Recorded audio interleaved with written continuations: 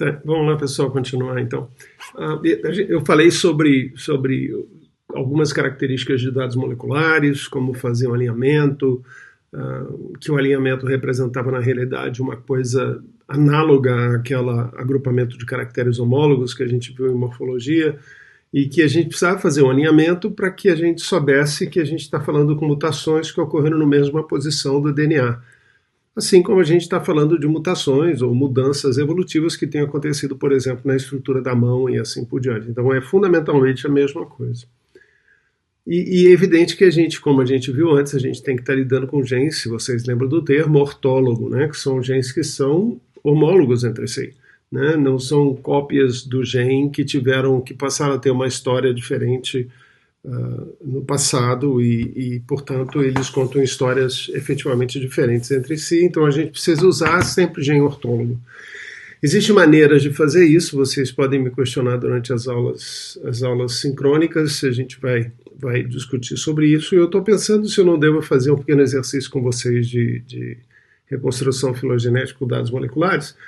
A gente provavelmente faça isso nessa próxima aula sincrônica agora, ou terça ou quinta-feira. Tá? Eu tenho que me organizar para isso. Mas, de qualquer forma, para que se faça a reconstrução filogenética com dados moleculares e mesmo morfológicos, tá? Existem 4 critérios principais, mas é muito importante lembrar que o que a gente viu até agora é um critério que leva em consideração a origem de novidades evolutivas, lembra? Então, a gente agrupa espécies, né, de interesse no meu grupo interno, baseado no compartilhamento de novidades evolutivas que a gente usa como sendo hipóteses, né, para propor relacionamento entre essas espécies, para propor que essas espécies tiveram no passado um ancestral onde uma determinada característica apareceu. Isso é relativamente simples para fazer quando a gente, quer dizer, não é tão simples assim, a gente já sabe disso, né? Mas é mais simples quando você tem um número limitado de caracteres, e geralmente é isso que acontece com caracteres morfológicos. Quando você tem caracteres moleculares, que são centenas, muitas vezes milhares, ou às vezes até as milhões de colunas que são consideradas homólogas, e uma quantidade imensa de mutações que devem ser consideradas em cada uma dessas colunas, a coisa fica um pouco mais complicada, muito mais complicada, né? E a gente aí vai ter que passar para usar muito da bioinformática. Então tá. A maioria pelo menos 2 dos critérios que a gente vai ver aqui são baseados nesse conceito de mudança evolutiva suportando a ancestralidade em comum. Mas porque a gente depende do computador, a gente depende da bioinformática, e no começo da reconstrução filogenética molecular, ou mesmo morfológica, a gente tinha máquinas que não eram tão eficientes, né? Só para vocês terem uma ideia, meu primeiro computador foi um Apple IIc, ele tinha 64K de memória, coisa pra caramba, e eu tinha discos, aqueles floppy disks não era floppy, era duro já, de 3,5, né? Que guardava uma quantidade bastante limitada de dados, mas aquilo já era um dos computadores top de linha na época. E hoje você tem qualquer telefone celular da pior qualidade que existe, a gente tem um computador muito melhor do que esse Apple IIc que eu usava no passado, né? Então, hoje a gente tem uma capacidade computacional muito maior. A gente vai ver, eu vou mostrar para vocês depois, e se eu esquecer, me lembre na aula síncrona, que hoje você também pode contar com clusters, né?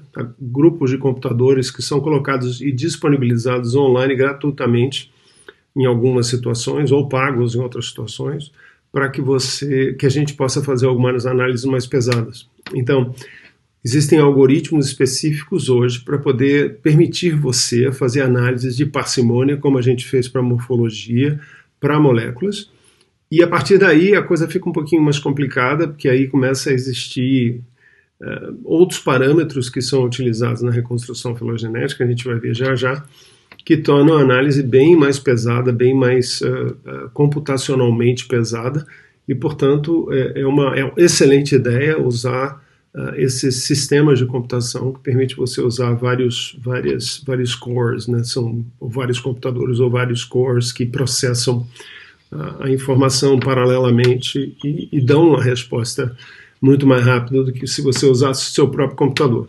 Mesmo o teu computador sendo um computador muito mais rápido do que aquele que eu usei lá no passado. Então, mas como eu falei para vocês, no começo as coisas eram um pouquinho diferentes, né? O computador não era tão rápido, mesmo que os nossos sejam muito rápidos. Vocês já estão vendo que eu tenho que usar um cluster de computadores disponibilizado na internet. E lá no começo das análises filogenéticas moleculares, usava-se muito distância. E a gente vai ver o que é distância já a seguir, mas distância é uma forma indutiva de construção de hipótese, né, que é baseada estritamente em distância. Então, o que você faz fundamentalmente é calcular a distância entre duas espécies. Se você tem várias espécies, você faz isso pareado, e depois você cria esse diagrama que a gente chama de cladograma, baseado nessas medidas de distância, né? A gente vai ver como é que é feito isso, não é complicado, mas ela não, vocês estão vendo que ela usa distância, ela não enxerga semelhança especial, não enxerga semelhança geral, né? Portanto, tem que ter uma correção dessa distância, porque parte dessa distância é devida a diferenças ou semelhanças plesiomórficas, apomórficas ou mesmo homoplásicas, né? Para quem não lembra dos termos, agora já é hora de lembrar, tá? Então lembrem o que quer dizer, olhem as aulas anteriores. Parcimônia é o método que a gente usou anteriormente. Parcimônia, portanto, usa... então, em todos esses métodos, isso é importante falar, né? A gente tem duas coisas que são fixas, né? A gente tem o conjunto de espécies e o conjunto de caracteres, que a gente chama de matriz molecular, né? Então, isso é uma coisa fixa, isso não muda. A maneira de enxergar a mudança é que vai mudar, né? No caso de distância, essa matriz molecular, ela é transportada ou reorganizada como matriz de distância mesmo, em percentual, em número de nucleotídeos ou outra distância qualquer que a gente já vai conversar já. Mas, então, a gente usa isso aí para criar uma nova matriz na distância, né, na análise de distância, com critério de distância. Na parcimônia, a gente já não mexe na matriz e não mexe em pressupostos. A parcimônia assume que se existe sinal filogenético, e esse termo vocês vão me ouvir falar bastante, que é sinal filogenético. Sinal filogenético quer dizer que os dados têm informação suficientemente robusta para reconstruir o relacionamento filogenético entre as espécies de interesse, tá? Então, sinal filogenético quer dizer que as mudanças que são homólogas, aquelas que a gente pode usar para reconstruir filogenia, as novidades especiais, as semelhanças especiais, que são novidades evolutivas de caracteres homólogos, elas se sobrepõem à homoplasia, à convergência, à reversão, a paralelismo e etc., né? Especialmente quando a gente está falando com o DNA, que para cada posição a gente tem um máximo de 5 nucleotídeos, como 5, né? Não são 4. Na realidade é adenina, guanina, citosina e timina, e a ausência dele, né, que pode ser considerado como um quinto nucleotídeo, mas a ausência, a perda no nucleotídeo, a deleção de um nucleotídeo numa determinada posição, em uma determinada espécie, numa determinada coluna, tá? Então, quando isso acontece, a gente tem um número limitado de possibilidades, a chance de ter mais convergência evolutiva e paralelismo é bastante grande, né? É só a gente imaginar que uma adenina pode estar ali porque ela veio de uma mutação de 10 mil anos atrás, a partir de uma timina, ou a adenina está ali porque ela é o resultado da mutação de uma citosina numa guanina, numa citosina, numa guanina e numa adenina, né? Então a história dessa adenina é diferente, mas a gente enxerga a adenina só, né? Então essa aumenta a chance de convergência evolutiva, e a gente vai ver que isso criou a necessidade de outros princípios, outros protocolos, outros critérios para reconstruir. Então em parcimônia tudo é igual, né? Então a gente tem o nosso grupo de espécies, o nosso grupo de caracteres, a matriz de caracteres, depois de alinhada, e a gente não mexe mais em nenhum pressuposto na reconstrução, e a gente faz uma reconstrução que poderia até ser feita à mão do jeito que a gente fez com a morfologia, usando como critério o comprimento de árvore. Quanto menor o comprimento de árvore, quanto maior o índice de consistência, melhor a hipótese que vocês estão trabalhando. Depois vem uma chamada máxima verossimilhança, e ela é a incorporação, numa análise filogenética, de conhecimento sobre evolução molecular.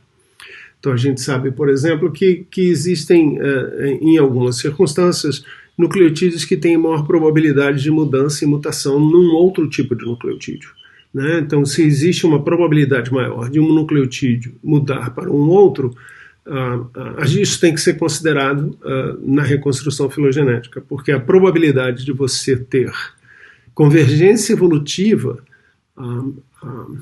numa situação como essa é muito alta. Por exemplo, uma adenina que dá origem a uma timina tem uma probabilidade maior do que a adenina mudar ou mutar para uma citosina ou para uma guanina. Tá? Então, se você tem um ponto nessa coluna onde você tem um A e tem um T, isso é evidência que no processo de evolução, numa determinada coluna, houve uma mudança de nucleotídeo por mutação. E essa é uma mudança fácil de acontecer. Se ela é uma mudança fácil de acontecer, há a maior chance da gente ter convergência evolutiva e paralelismo. Então, as pessoas que usam máxima verossimilhança e mesmo o método Bayesiano utilizam-se de informação a priori sobre a evolução molecular, que diz que adenina para timina, que a mudança e a mutação de adenina para timina naquele conjunto de caracteres é mais provável e, portanto, a gente não pode confiar muito nela. Não é isso? Porque se ela é muito fácil de acontecer, então ela pode ter acontecido várias vezes. Em compensação, se a adenina muda para citosina e a probabilidade de acontecer essa mutação é muito baixa, quando ela acontece, ela pode ser mais valorizada porque ela é mais rara, né? Portanto, a chance de você ver numa coluna, né, numa determinada coluna com várias espécies, adenina e citosina, e reconhecer ou permitir que o computador reconheça aquilo como uma mudança evolutiva que dê origem a uma novidade evolutiva, que seria a citosina, se a adenina é basal, se é primitiva, você tem que considerar isso como mais importante, como uma mudança mais significativa que provavelmente tem pouca probabilidade de ser convergente. Entenderam? De novo, síncrona. E o método Bayesian, então, na máxima verossimilhança, você põe uma coisa chamada modelo de substituição de nucleotídeo, ou modelo de mutação, ou modelo de evolução de nucleotídeos, né? Onde você coloca essas probabilidades e o computador corrige essa maior ou menor chance de você ter convergência. Tá? Então a gente vai ver sobre isso. E o modelo é fixo. Então, de novo, agora a gente tem, para máxima verossimilhança, a gente tem as espécies, a matriz e o modelo, que são fixos. Tá? No método, e tudo isso é usado para quê? Né? Isso é usado para produzir uma filogenia, para produzir uma hipótese filogenética, um cladograma, né? Ou um filograma, ou uma árvore filogenética de uma forma mais ampla, né? Então, o método Bayesiano é um outro método que considera como fixo o número de espécies, as espécies usadas, a matriz usada, mas ele muda o modelo. Então, ele explora o modelo. Ele fica mudando o modelo de tal forma a ver se, de fato, o modelo que você sugeriu no começo da análise, como no caso da máxima verossimilhança, as probabilidades de mudança entre nucleotídeos está realmente suportando o relacionamento que você está encontrando. Então você tem fixo espécies, fixo a matriz, flexível o modelo, né? Então ele explora o que a gente chama de espaço de modelo, eu já vou explicar para vocês como fazer isso, e o que é um modelo, depois eu falo, e subsequentemente ele constrói árvores filogenéticas. E aí ele fica explorando, ele muda o modelo e muda a árvore, muda o modelo, muda a árvore, tentando maximizar a probabilidade de ocorrência de uma determinada topologia baseada num determinado modelo, né? Então, depois ele faz agrupamento, faz uma análise estatística, produz milhares de árvores, faz uma análise estatística e vê as árvores que são estatisticamente semelhantes. E ele apresenta o resultado com uma coisa chamada árvore de consenso, que eu acho que a gente vai ter a oportunidade de conversar sobre isso. Então, a árvore de consenso é simplesmente uma árvore que faz o consenso de muitas árvores, né? Então, você tem lá um relacionamento de A com B. Se o A com B aparecem nessa análise em 100% das árvores produzidas igualmente estatisticamente iguais, você tem 100% de consistência ou 100% de suporte para aquela relação dentro das árvores que são estatisticamente semelhantes. Mas a gente vai ver. Então, se isso acontece 50%, então é 50%, 60%, 60%, etc. A gente vai ter um nome especial para isso, a gente vai ver já já. O legal é assim, gente, se vocês entrarem nesse site e outros sites, esse não é o único, você vai ter uma lista de programas de filogenia. Então, e muitos deles são gratuitos. Hoje, a maioria dos programas são gratuitos, é difícil você ter hoje um programa que seja pago. Existem programas que ainda são pagos, mas não há necessidade de usar programa pago mais. Esse pesquisador é um dos pesquisadores mais importantes no desenvolvimento de métodos no começo do processo de reconstrução filogenética usando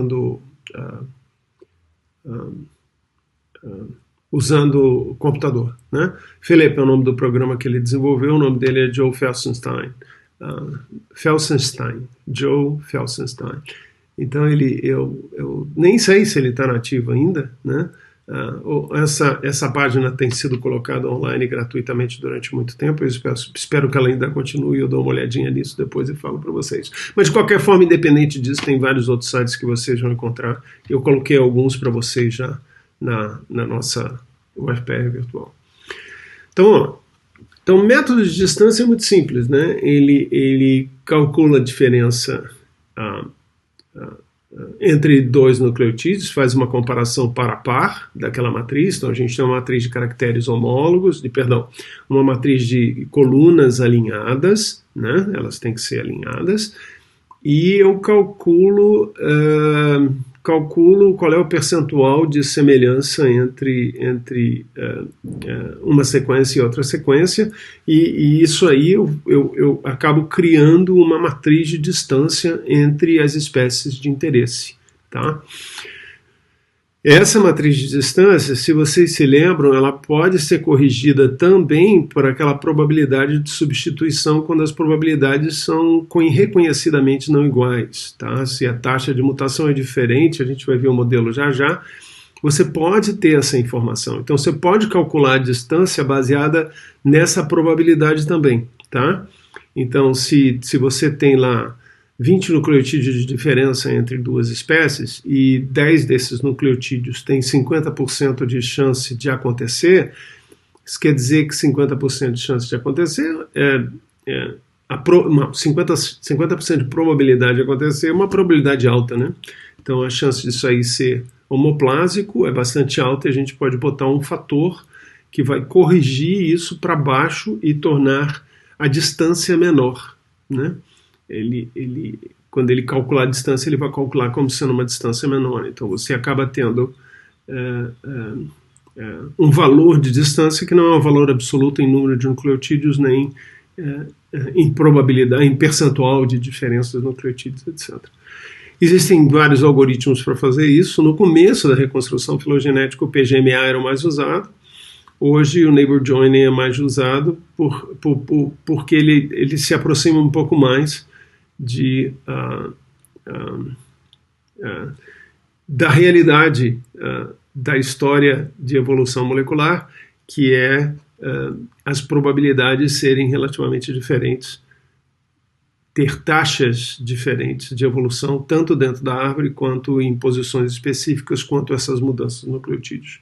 Tá? Então, Neighbor Joining é o critério usado. Eu não vou entrar em detalhe nesses critérios, gente, porque eu acho que não é o lugar para isso. Vocês vão ver isso em disciplinas subsequentemente em biologia, mas eu certamente posso conversar com vocês nas aulas sincrônicas sobre isso. Então, fundamentalmente é isso. Então aí eu tenho uma matriz, essa matriz eu crio um dendrograma, né, que a gente vai chamar de cladograma depois, e gradativamente você vai recriando matrizes, né, porque no momento que você diz que A e B filogeneticamente mais próximos entre eles, dentro da matriz, você agora tem que ver qual é a distância do ancestral para as demais espécies. Então você vai criando matrizes ou planilhas de distância, ou matrizes de distância à medida que você faz a reconstrução, até o final você termina com uma filogenia. Então por isso é indutivo, você vai construindo essa filogenia. A parcimônia, então, busca cladogramas que suportam um menor número de trocas evolutivas, no caso de molecular, o menor número de mutações para a matriz que você está usando. Tá? Às vezes é possível incorporar modelos de evolução, mas aí começa a se aproximar bastante de likelihood, ou de verossimilhança, que é o próximo critério. Existem problemas com parcimônia, eu não vou falar sobre eles aí, essa aqui é só um termo para vocês lembrarem quando vocês lerem o trabalho, e vocês vão se deparar com isso, que é chamado long branch attraction, atração de ramos longos. Atração de longos ramos é muito fácil entender, tá? Quando você tem uma espécie que tem muitas mudanças, muitas autapomorfias, muitas mutações autapomórficas, ela pode criar um acúmulo de homoplasias, de convergência evolutiva, e atrair ramos que são muito longos só porque elas tiveram mais convergência, entendeu? Muitas mudanças, muitas convergências, acaba sugerindo que convergência, na realidade, representam novidades evolutivas. Então, essa é uma crítica à parcimônia com dados moleculares. Enfim, mas é considerado como método dedutivo, porque você tem os dados que são as evidências e as espécies, e aí você reconstrói a filogenia.